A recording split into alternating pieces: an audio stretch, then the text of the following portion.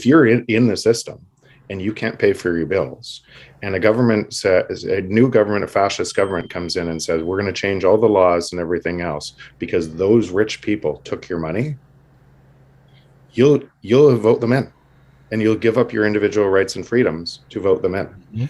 And so just, and that's a really important dilemma we have here in Bitcoin too.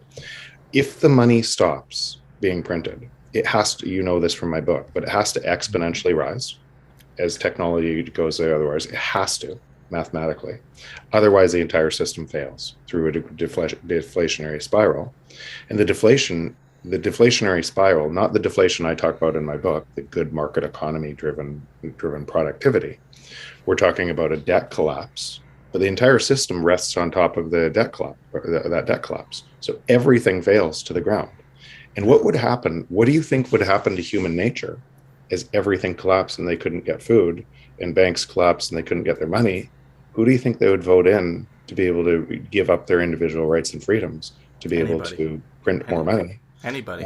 And you would see, and so you're seeing the start of this all over the world, and it's driven by us as human nature, because most people don't understand what this system that we're built on cannot function.